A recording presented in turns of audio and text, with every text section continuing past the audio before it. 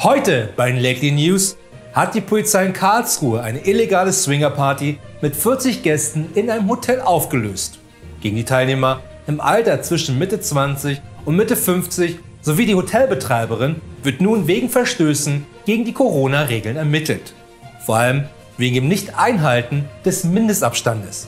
Wobei ein paar Ehemänner Glück im Unglück hatten und aus sicherem Abstand ihren Ehefrauen zugucken mussten, wie sich diese mit den anwesenden Poolboys vergnügten. Noch mehr gleich bei den News.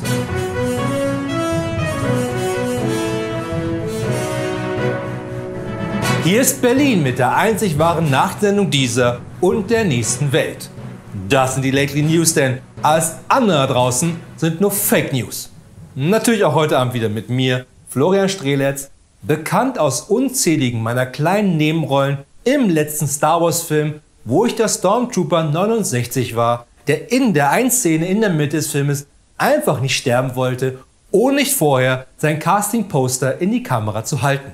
Außerdem, falls du glaubst, genauso cool zu sein wie ich, dann hau mit der Faust auf den Abo-Button und die Glocke, denn nur so haben wir die Chance, das Arte Journal Junior auch quotentechnisch weiter abzuhängen.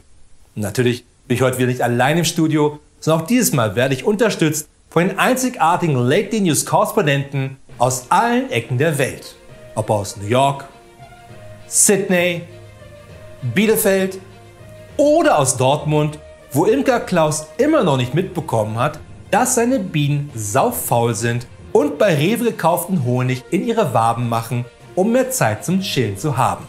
Außerdem präsentiert uns heute noch unser Senior Star Trek Korrespondent Indy Jones die neuesten Trends aus dem Weltall, der wieder einmal in Galaxien vordringt, wo noch nie ein Indy Jones zuvor war, weshalb die Galaxien auch davor ziemlich öde waren.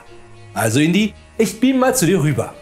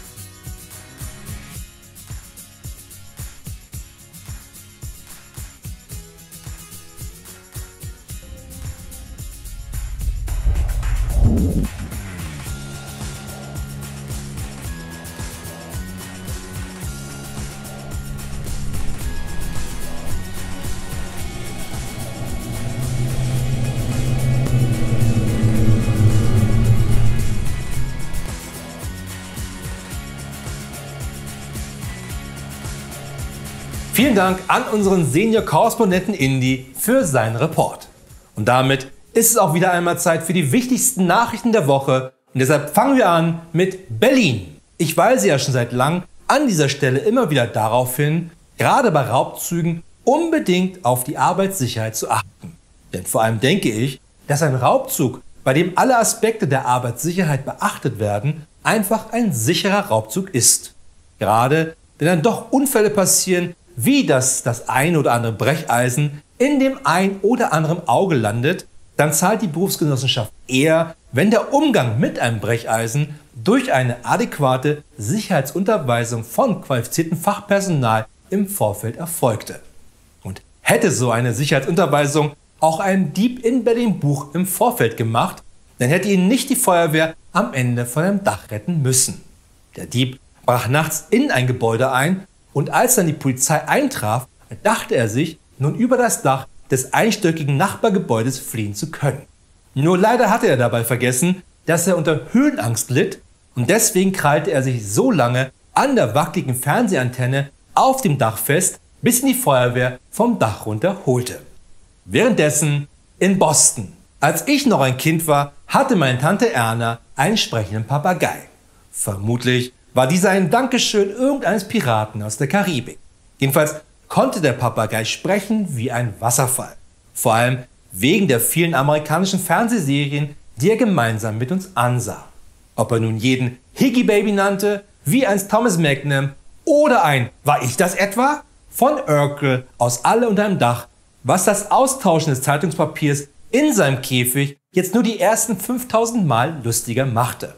Und vermutlich hat dieser Papagei mit Billy, Tyson, Altie, Jade und Eric im Lincolnshire Wildlife Park in der Nähe von Boston, England, den ein oder anderen Verwandten. Und die 5 werfen den staunenden Zuschauern nicht nur ein liebevolles "Ara" zu, sondern auch das eine oder andere nicht mehr ganz so lieb gemeinte "Piss off, you fucking bastard."